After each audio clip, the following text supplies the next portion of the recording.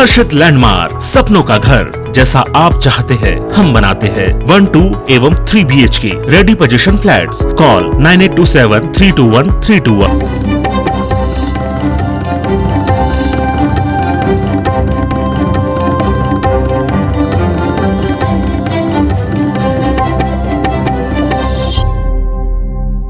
नमस्कार, आप देख रहे हैं IBC 24। मैं हूं आप सभी के साथ रचना नितेश और मध्य प्रदेश की खबरों के इस बुलेटिन में आप सभी का बहुत बहुत स्वागत है। और बुलेटिन में सबसे पहले बात करेंगे उपचुनाव के दंगल की।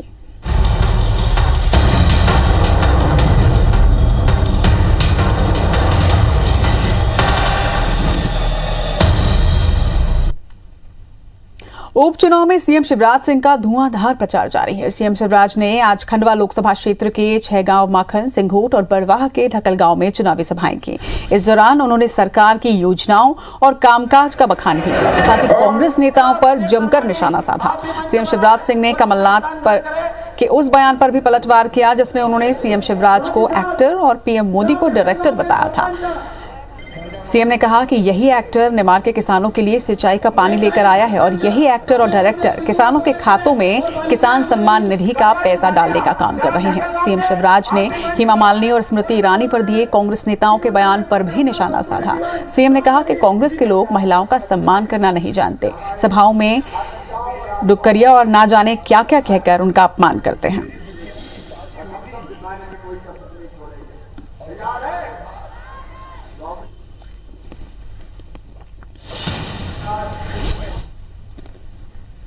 शिवराज सिंह एक्टर, मोदी जी डायरेक्टर, हमारे कमलनाथ ये एक्टर है। ये एक्टर पूरे निमाड़ में पानी लेके जा रहा है। तुम्हारे नेताओं से पूछो, तुम्हारी सरकार जब थी क्या किया तुमने। मेरे बहनों और भाइयों, ये एक्टर और डायरेक्टर ये जनता के विषय है क्या बताओ।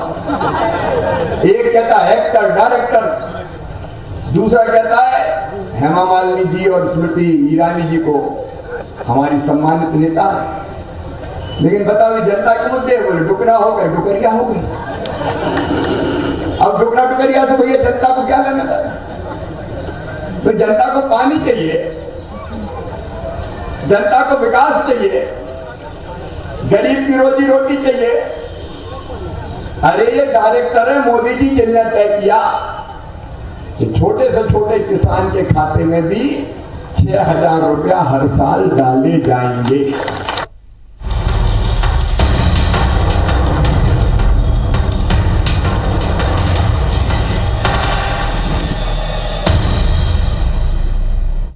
चलिए बात कुछ और खबरों की। श्योपुर के कांग्रेस विधायक बाबू जंडेल पर कोतवाली पुलिस ने मामला दर्ज किया है। दरअसल बारिश से फसलों को हुए नुकसान पर मुआवजे की मांग को लेकर कांग्रेस विधायक बाबू जंडेल ने किसानों के साथ प्रदर्शन किया था। इस दौरान उन्होंने समझौते से लेकर पुलिस ने उनके खिलाफ राष्ट्रीय गौरव अपमान निवारण अधिनियम के तहत केस दर्ज किया है। कांग्रेस विधायक ने संविधान फेंकने और जलाने की बात भी कही थी, जिसके बाद गृह मंत्री नरोत्तम मिश्रा ने डीजीपी को कार्रवाई करने के निर्देश दिए थे। कल माननीय विधायक जी द्वारा संविधान पर टिप्पणी की गई थी और उस पर थाना कोतवाली में राष्ट्र गौरव अपमान निवारण अधिनियम की धारा 2 के अंतर्गत अपराध पंजीबद्ध किया गया है। मध्य प्रदेश में 2023 के विधानसभा चुनाव से पहले प्रदेश को गौ संवर्धन का मॉडल स्टेट बनाने की कवायद तेज हो गई है। मध्य प्रदेश गौ संवर्धन बोर्ड इसकी प्लानिंग कर रहा है। मुख्यमंत्री शिवराज सिंह चौहान ने भी इसमें दिलचस्पी दिखाते हुए समाज और सरकार के सहयोग से गौ संरक्षण और संवर्धन सुनिश्चित करने का दावा किया है।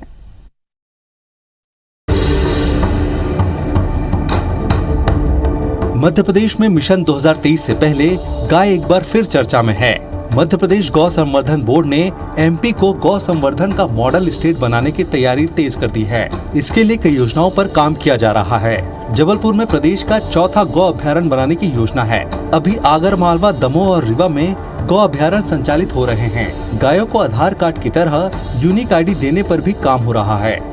उरुग्वे की तर्ज पर गायों की इलेक्ट्रॉनिक टैगिंग करवाने और उनका बायोमेट्रिक डेटा जुटाने का प्लान बनाया गया है ताकि गायों के स्वास्थ्य और उनके मूवमेंट पर नजर रखी जा सके। गौ संवर्धन बोर्ड जन सहयोग से राशि जुटाकर गायों का बीमा भी करवाने की योजना पर काम कर रहा है, ताकि गौवंश के निधन पर पशुपालकों को बीमा क्लेम दिलवाया जा सके। उरुग्वे नाम का एक देश है, तो उन्होंने इलेक्ट्रॉनिक टैगिंग करवाई है और इलेक्ट्रॉनिक टैगिंग में वो सब पता चल जाता है कि मेरा गोवंश किस दिशा में गया है। मेरी गाय यदि गाभिन है तो उसके ब्याने का समय कब है, तो उस पर हम अपने घर से बैठे बैठे भी उसकी निगरानी कर सकते हैं। पर हमारे पास इतना गोवंश है कि अगर हम उस सिस्टम को लाएंगे तो खर्चीला तो पड़ेगा, उसमें गायों का बीमा भी कराने की हमने बातचीत की है कि गाय यदि मर जाती है किसी कारण से तो हम उसका बीमा करने के बाद क्लेम भी कर सकते हैं, तो वो राशि भी आ सकती है। मध्य प्रदेश गौ संवर्धन बोर्ड के अध्यक्ष और प्रदेश के मुख्यमंत्री शिवराज सिंह चौहान ने बोर्ड की इन तमाम योजनाओं पर दिलचस्पी दिखाई है। उन्होंने इसके लिए समाज से भी सहयोग मांगा है। सीएम शिवराज सिंह ने दावा किया है कि समाज के सहयोग से सरकार गौ संरक्षण और संवर्धन दोनों सुनिश्चित करेगी। गौ माता के संरक्षण का काम करेंगे। अनेकों गौशालाएं, अभी लगभग 3500 गौशालाओं पर काम चल रहा है। गो अभयारण्य भी हमने बनाए हैं। गो सेवा के मामले में सरकार अपनी तरफ से कोई कसर नहीं छोड़ेगी, लेकिन मैं समाज को भी आह्वान करता हूं कि गोग्रास के रूप में कुछ न कुछ वो जरूर करे। गौ संवर्धन बोर्ड ने प्रदेश की 7.25 करोड़ जनता से रोजाना गोग्रास निकालने की सनातनी परंपरा निभाने की अपील की है। इसमें जनता से रोज 10 रुपए का आर्थिक सहयोग मांगा गया है, ताकि साल भर में अरबों रुपए जुटाकर गौ संरक्षण और संवर्धन की योजना में तेजी लाई जा सके। विजेंद्र पांडे, IBC 24, जबलपुर।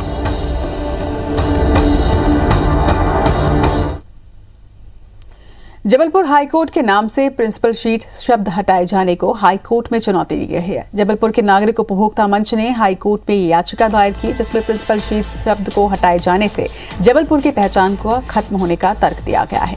याचिका में ये कहा गया है कि खुद भारत के राष्ट्रपति ने 27 अक्टूबर 1956 को एक आदेश जारी कर जबलपुर हाईकोर्ट को MP हाईकोर्ट की प्रिंसिपल शीट बनाया था, लेकिन बीते 8 अक्टूबर को हाईकोर्ट के रजिस्ट्रार जनरल ने एक नोटिफिकेशन जारी किया, जिसमें जबलपुर हाईकोर्ट के नाम से प्रिंसिपल शीट को हटा दिया गया है। वहीं याचिका में यह भी कहा गया कि राष्ट्रपति के हस्ताक्षर से जारी आदेश को हाईकोर्ट के रजिस्ट्रार जनरल भी नहीं बदल सकते। याचिका में जबलपुर हाईकोर्ट को MP हाईकोर्ट की मुख्य पीठ यानी कि प्रिंसिपल शीट के रूप में ही संबोधित करने की मांग की गई, ताकि जबलपुर की पहचान बनी रहे। वहीं हाईकोर्ट इस याचिका पर जल्द ही सुनवाई कर सकता है।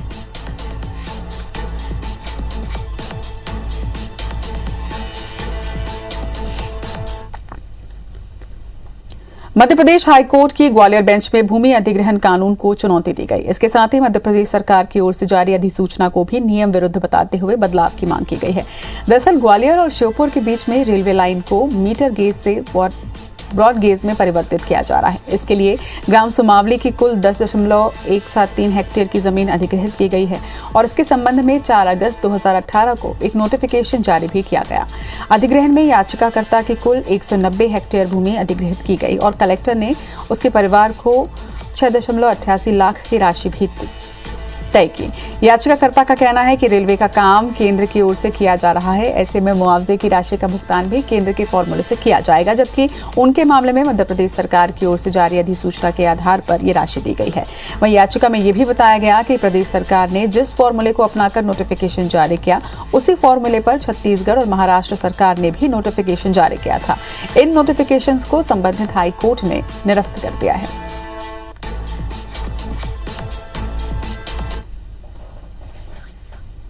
MP में 1 अक्टूबर से खस्ताहाल सड़कों की मरम्मत का दावा सरकार ने किया था, लेकिन आर्थिक तंगी के कारण MP के साथ भोपाल की सड़कों की हालत जस की तस है।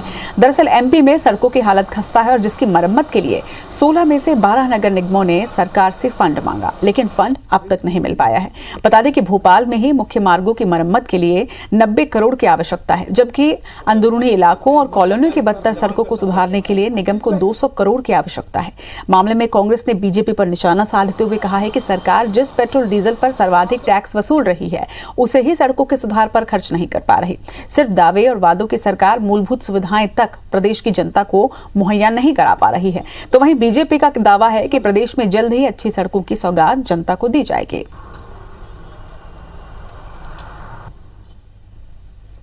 12 घंटे बिजली नहीं आ रही, सड़कें पूरी खुदी हुई हैं और पानी की स्थिति सबको पता है। नीति आयोग बता चुका है कि पेयजल की स्थिति मध्य प्रदेश में ठीक नहीं है। रोज दिन पे दिन घोषणाएं हो रही हैं, पेट्रोल डीजल महंगा होता जा रहा है, रोज टैक्स सरकार पेट्रोल डीजल पे लगा रही है, तो आखिर ये पैसा जा कहाँ रहा है? ये सवाल है सड़कों के सुधार का, सड़कों की मरम्मत का, और ये निर्णय सरकार ने लिया है कि तत्काल प्रभाव से सड़कों की मरम्मत हो। अब वो नगर निगम के स्तर पर होना है या प्रशासनिक विभाग द्वारा होना है, तो वो उनका अंदरूनी मामला है। अल्टीमेटली जनता को अच्छी सड़क उपलब्ध होगी। इधर धार में डीएसपी मोनिका सिंह के बच्ची के साथ ड्यूटी करने के दौरान सीएम शिवराज की बच्ची को दुलारने और मोनिका की प्रशंसा करने का वीडियो वायरल हो रहा है। सीएम के हौसला बढ़ाने को लेकर मोनिका सिंह ने IBC 24 से बात करते हुए कहा कि कुछ ही मिनटों में मुख्यमंत्री जी की बातों से उनका हौसला 4 गुना बढ़ गया। वो खुद छोटी बच्ची के कारण इस ड्यूटी पर नहीं जाने का मन बना रही थी, लेकिन धार पुलिस अधीक्षक आदित्य प्रताप सिंह और अतिरिक्त पुलिस अधीक्षक देवेंद्र पाटीदार ने उनका हौसला बढ़ाते हुए उन्हें वहां जाने के लिए प्रेरित किया। अब मोनिका मानती हैं कि चंद पलों की सीएम से मुलाकात ने उन्हें जिम्मेदारी से ड्यूटी निभाने की प्रेरणा दी है।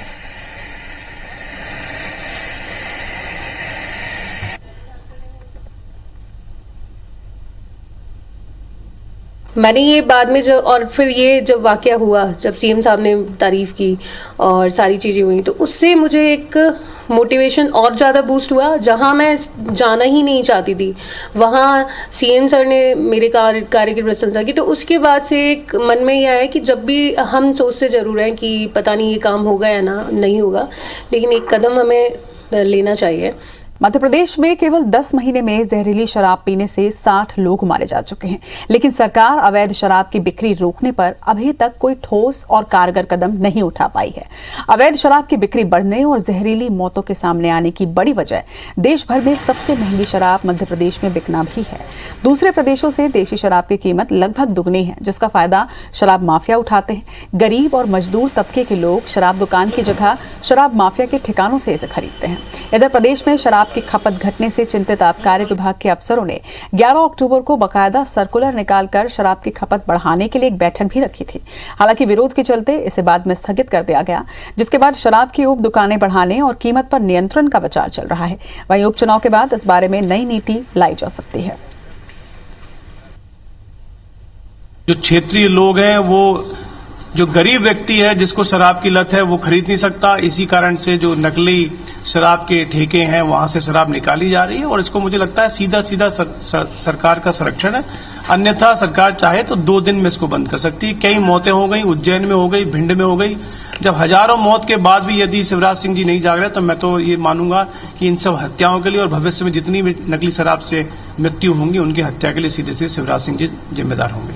सरकार इस बात पर विचार निश्चित रूप से कर रही होगी समस्या का हल ढूंढने के लिए, और मेरा मानना है कि इस पर सरकार सख्ती भी कर रही है। किसी भी तरह से नकली शराब या इस तरह बनाने के जो लोग जिन वो लिप्त हैं, उनको घेरने का, उनको नैप करने का काम भी सरकार कर रही है।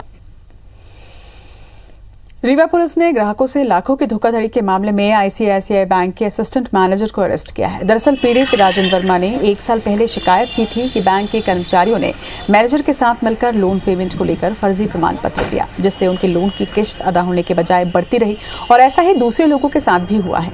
राजन ने 1 साल पहले पुलिस थाने में FIR दर्ज करवाई, जिसके बाद मास्टरमाइंड बैंक का मैनेजर फरार था, लेकिन पुलिस ने आज असिस्टेंट मैनेजर को ठगी के आरोप में गिरफ्तार करने में सफलता पाई।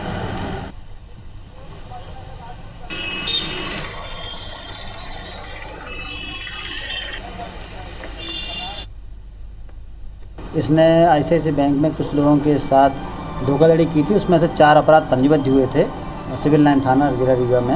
इसके बाद ये आरोपी घटना दिनांक से ही फरार हो गया था।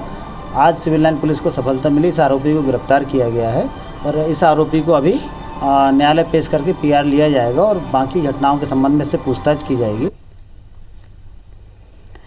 इधर शाजापुर कृषि मंडी 2 दिनों बाद खुली तो बड़ी संख्या में किसान सोयाबीन सहित प्याज की उपज के लिए मंडी पहुंचे, जिसके चलते पुराने AB रूट पर रात से ही लंबी लंबी कतारें लग गई। वहीं सही कीमत नहीं मिलने से किसान नाराज भी हुए। दरअसल आज मंडी खुली और आज किसान बड़ी मात्रा में आलू, प्याज और सोयाबीन की फसल को लेकर यहां पहुंच गए। बड़ी मात्रा में उपज आने की वजह से व्यापारी सोयाबीन कम भाव देने लगे। सबसे अच्छा सोयाबीन 5,000 रुपए क्विंटल के करीब खरीदा जाने लगा। इससे नाराज किसानों ने व्यापारियों पर मनमानी के आरोप लगाते हुए नारेबाजी करते हुए खरीदी बंद करा दी। वहीं मंडी में करीब 2 घंटे से ज्यादा समय तक हंगामा चला। एक समय हालात ये भी बने कि किसान रोड जाम करने पर उतारू हो गए। बमुश्किल नाराज किसानों को एसडीएम शैली कनास ने समझाइश दी और व्यापारियों और किसानों की बैठक करवाई और तब जाकर किसान खरीदी शुरू करने के लिए माने।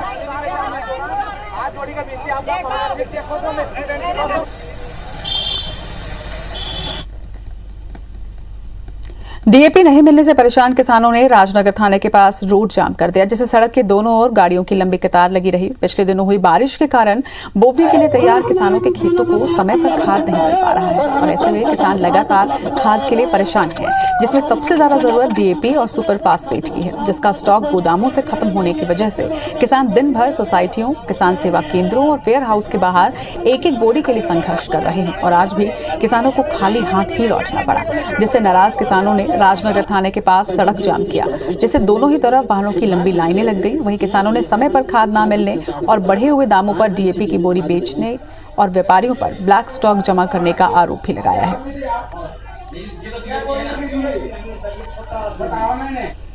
छिंदवाड़ा में गरीबों को बांटने के लिए रखा पीडीएस का अनाज रखे खराब हो गया। हालात ये हैं कि अब ये अनाज इंसानों के खाने लायक ही नहीं बचा है।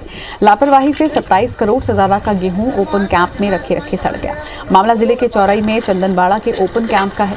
लगातार बारिश की वजह से 14,000 मीट्रिक टन गेहूं सड़कर पूरी तरह से खराब हो गया है। अनाज के बोरों से अब बदबू भी आने लगी है। वहीं अनेक बोरे यहाँ फटे हुए हैं और उनमें से पौधे भी निकल आए हैं। आरोप है कि जिस एजेंसी को गेहूं के रखरखाव की जिम्मेदारी दी गई थी उसने सुरक्षा के कोई इंतजाम नहीं किया।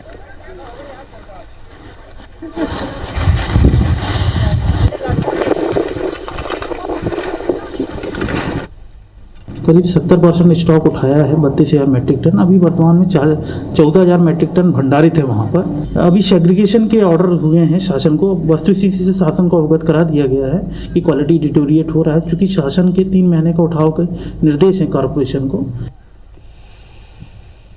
निवाड़ी में कल 2 किसानों की हत्या की रात से पुलिस ने पर्दा उठा दिया है। पुलिस ने 12 घंटे के अंदर आरोपी को गिरफ्तार कर लिया। वहीं पुलिस ने आरोपी से पूछताछ के बाद बताया कि लडवारी खास गांव में शराब पार्टी को लेकर भतीजे शिवदयाल रैकवार का झगड़ा अपने चाचा सूर्य रैकवार और उसके दोस्त काशीराम से हुआ।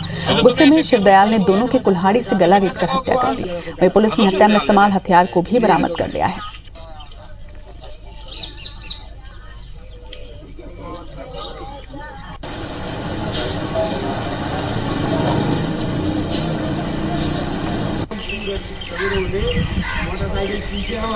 खंडवा जिले के मुंदी में बुधवार की रात 3 साल के एक बच्चे का शव मिलने से सनसनी फैल गई। बुधवार यानी कि कल ही बच्चे का जन्मदिन भी था। 3 वर्षीय अक्षांश कोठारी का शव रात को घर के पास ही एक सूने मकान से बरामद हुआ। मुंदी पुलिस ने अक्षांश का बोरी में बंद शव एक सूने मकान से बरामद किया था। वहीं जन्मदिन के दिन मिले 3 साल की लाश के बाद सनसनी फैल गई थी। मासूम की इस निर्मम हत्या के बाद मामले की पड़ताल करने खुद एसपी विवेक सिंह अपनी टीम के साथ मुंदी पहुंचे, जहां उन्होंने अक्षांश के परिजनों से मुलाकात कर मासूम के हत्यारों को जल्द पकड़ने का भरोसा दिया है। वहीं एसपी विवेक सिंह ने बताया कि इस घटना की बारीकी से जांच की जा रही है। मामले का खुलासा करने के लिए टीम गठित कर दी गई है, जो घटना से संबंधित सबूत जुटाएगी। वहीं मासूम की मौत का खुलासा जल्द होगा और आरोपी पुलिस के गिरफ्त में होंगे।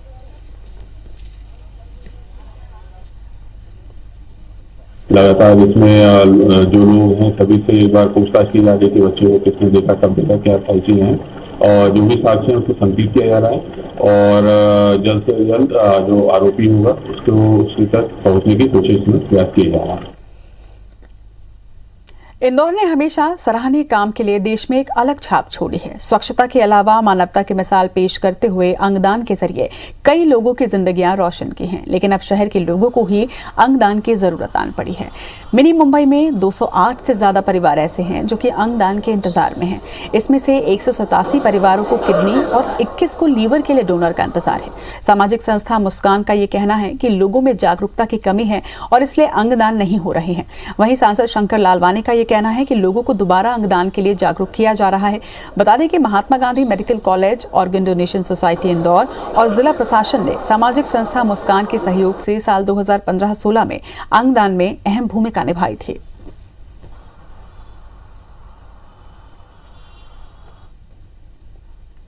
अभी जो हॉस्पिटल्स हैं अगर वो थोड़ा इनिशिएटिव लें और डॉक्टर्स लोग इसमें अगर इंटरेस्ट लें तो ये जो कार्य है वो बड़ी तेज़ी से हो सकता है।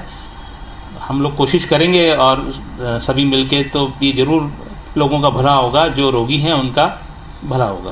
देखिए, इसमें हमने जन जागरण किया था और पिछली बार अच्छा प्रतिसाद भी मिला था और चूंकि कोविड के कारण थोड़ा शिथिल जरूर हुआ था, लेकिन इंदौर के लोगों में जागृति है, हमारे जनप्रतिनिधियों में, हमारी जनता में, हमारे जो सोशल ऑर्गेनाइजेशन काम करती है उसमें जागृति है। हम आने वाले समय में एक जन जागरण पूरे शहर के हॉस्पिटलों के साथ और सोशल ऑर्गेनाइजेशन के साथ बैठ के करने वाले हैं। इंदौर शहर में ट्रैफिक का बुरा हाल है। आलम यह है कि देर शाम रोजाना सड़क पर चलने वाले वाहन बैलगाड़ी की तरह धीरे धीरे चलने पर मजबूर हो जाते हैं। ट्रैफिक संभालना मुश्किल यहाँ हो जाता है। वहीं ट्रैफिक सुधार के लिए शहर के मध्य में फ्लाईओवर की जरूरत है, लेकिन फिलहाल ये भविष्य की बात लगती है। हालांकि शहर के बाहरी क्षेत्रों में फ्लाईओवर बन चुके हैं। वहीं दूसरी ओर ट्रैफिक सुधार के लिए ट्रैफिक विभाग समय समय पर कई सारे नए आइडियाज पर काम करता जरूर रहता है, जिनमें लोगों की ओर से जन्मदिन पर सड़क पर केक काटकर ट्रैफिक संभालना, स्कूल कॉलेज के वॉलंटियर्स को लेकर ट्रैफिक के प्रति लोगों को जागरूक करना जैसी चीजें शामिल हैं।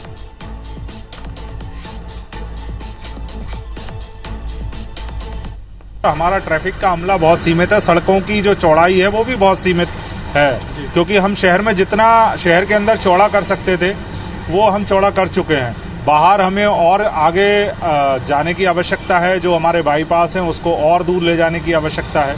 तो इस दिशा में प्रशासन काम कर रहा है। इसी के साथ इस बुलेटिन में फिलहाल इतना ही। नमस्कार।